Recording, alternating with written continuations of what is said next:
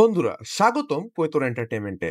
আজকে আমরা বিশ্লেষণ করব ওয়াইআরএফ স্পাই ইউনিভার্সের ষষ্ঠ সিনেমা ওয়ার 2। এক থা টাইগার, টাইগার জিন্দা হে, ওয়ার, পাঠান, টাইগার 3 সবকিছু মিলিয়ে এবার এসেছে ওয়ার 2, যা শুধু ঋত্বিক রোশন ভার্সেস জুনিয়র এনটিআর এর লড়াই না, বরং পুরো ইউনিভার্সের এক পরিবর্তনের মোড়।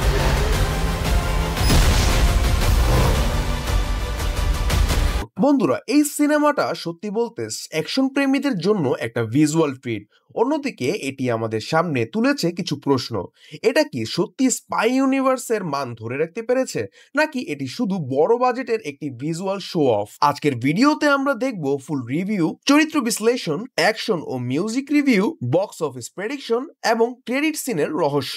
বন্ধুরা, স্পাই ইউনিভার্সের গল্প শুরু হয়েছিল এক থা টাইগার দিয়ে, যেখানে সালমান খানের টাইগার চরিত্র দর্শকের সামনে এক নতুন ধরনের বলিউড গুপ্তচরের স্বাদ এনে দেয়। এরপরে টাইগার জিন্দা হে একই প্যাটার্নে এক্সট্রিম অ্যাকশন দেখায়, আর এরপরে War, Hrithik Roshan versus Tiger শ্রফের এই দুই হিরোর মধ্যেই বিস্ফোরক ফাইট সিকোয়েন্স দিয়ে নতুন এক রোমাঞ্চ তৈরি করে।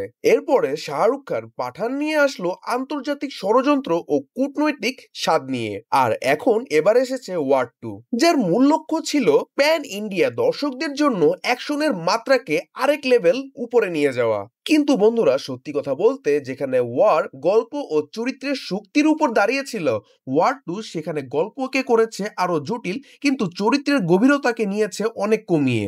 এখানে ঋত্বিক ও জুনিয়র এনটিআর এর কেমিস্ট্রি রয়েছে, তবে তাদের মুখোমুখি লড়াই অনেক সময় প্রত্যাশিত প্রভাব ফেলতে পারেনি।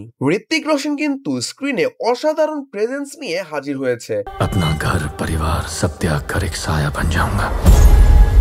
তার চরিত্রে রয়েছে গ্রে শেড, যেখানে যেন এক মেরসোনারি, যাকে হিরো বা ভিলেন কোনো দিকেই পুরোপুরি ভাবে ফেলা যায় না। বন্ধুরা, এই রহস্যটাই কিন্তু দর্শকদের ধরে রাখে। আর জুনিয়র এনটিআর নতুন এনার্জি এনেছে স্পাই ইউনিভার্সে। मैं शपथ लेता हूं, मैं वो सब करूंगा जो कोई और नहीं कर सकता। তার ফাইট সিনগুলোতে ভালো পরিমাণের চেষ্টা থাকলেও সেগুলো কম সময়ের জন্যই ইম্প্যাক্ট তৈরি করতে পেরেছে।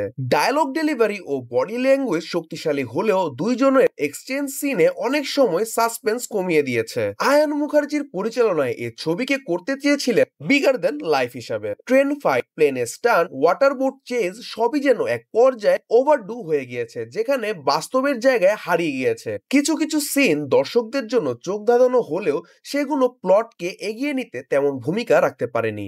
অ্যাকশন দৃশ্যে দেখানো হয় হিরো একা 20 জন শত্রুর মোকাবেলা করছে, 9mm পিস্তল দিয়ে মেশিন গান এড়িয়ে যাচ্ছে। এ যেন সম্পূর্ণ বলিউড ইমর্টাল হিরো ফর্মুলা। যারা আসলে লজিক ছাড়া অ্যাকশন উপভোগ করতে চান তাদের জন্য এটা মজা হলেও রিয়েলিজম প্রেমীদের জন্য এটা খুবই হতাশাজনক হতে পারে। এখন যদি একটু গানের কথায় আসি, গানের দিক থেকে ঋত্বিক ও জুনিয়র এনটিআর এর ড্যান্স সিকোয়েন্স চোখে লেগে থাকার মতো হলেও গানগুলো তেমন স্মরণীয় নয়। কোনো হুক সং বা শক্তিশালী ব্যাকগ্রাউন্ড মিউজিক নেই, যা সিনেমা শেষ হওয়ার পরেও আমাদের মাথায় বাজতে থাকবে।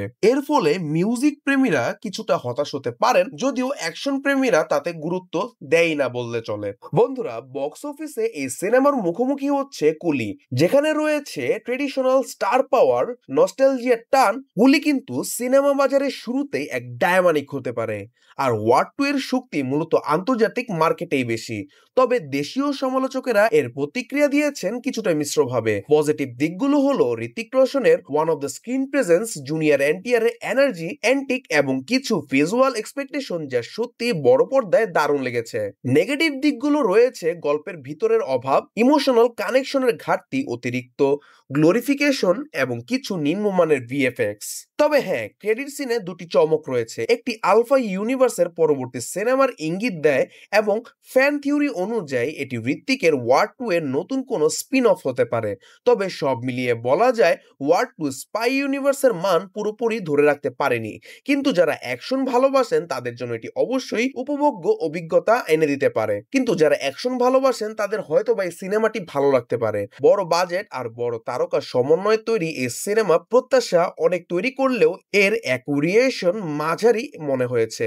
সত্যি কথা বলতে বন্ধুরা, আমার কাছে ওয়ার 2 সিনেমাটি স্পাই ইউনিভার্সের অন্যান্য সিনেমার তুলনায় খুবই দুর্বল মনে হয়েছে। বন্ধুরা, আপনারা কি ওয়ার 2 দেখেছেন?